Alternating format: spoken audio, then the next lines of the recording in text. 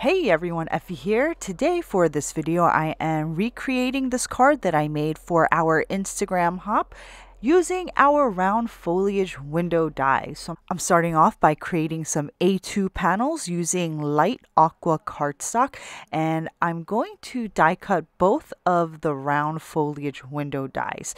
You have the one that's a little bit fuller where you have the foliage going around the entire circle. And then you have one die where you have a little bit of empty space in two opposite areas. Now I'm cutting both of them onto the same light aqua cardstock, but the die that has the two empty spaces, the top and bottom, this is going to be my front panel.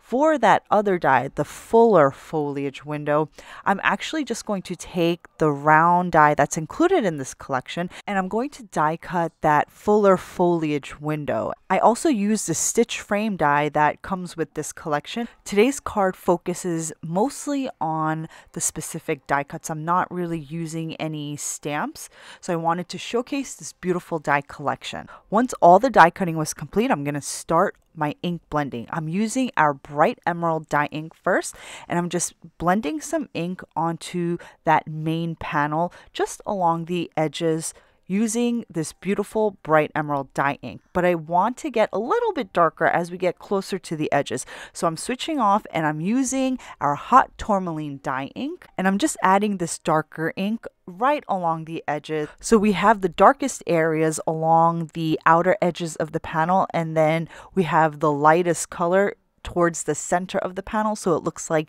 that light is kind of radiating from the center. Once I finish blending the A2 panel, I'm going to go ahead and add a little bit more ink blending onto that round die cut piece for a little bit more interest.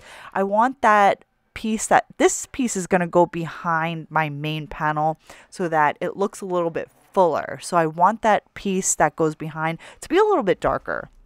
But before I start assembling everything, I'm going to take some of my teal Copic markers and add a little bit of detail onto the die cut pieces. I started off with the BG23. This is a very light aqua Copic marker shade, and I realized that after I started coloring that it was a little too light, so I do end up switching to a slightly darker shade of aqua.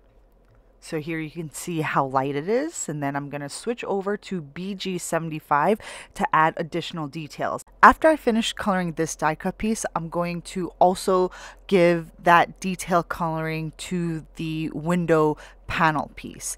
So this is what's a little bit different for the video card today than the Instagram hop card.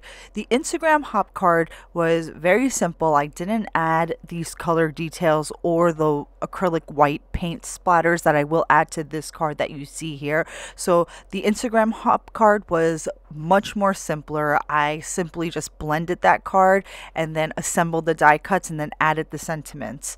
So for this card, it's a little bit more involved.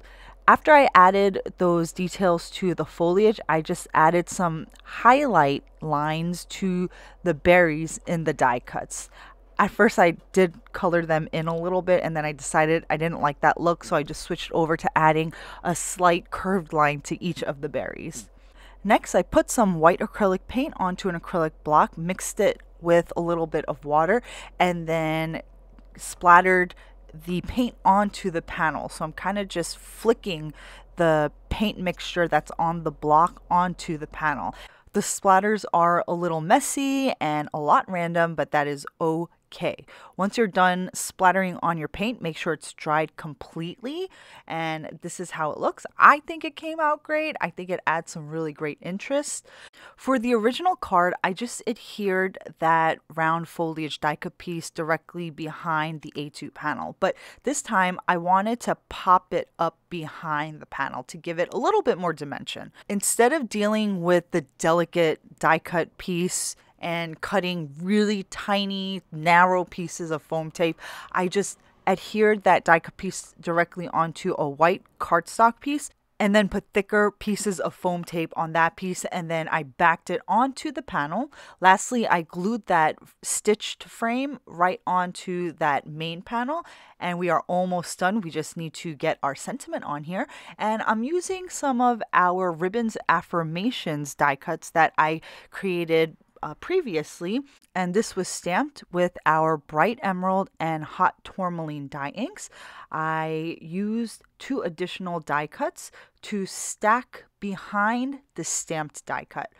Next, I took the hello sentiment from the same Ribbons Affirmation set, stamped it onto a sentiment strip, and then I glued that beautiful sentiment directly onto my panel and popped up that hello sentiment strip.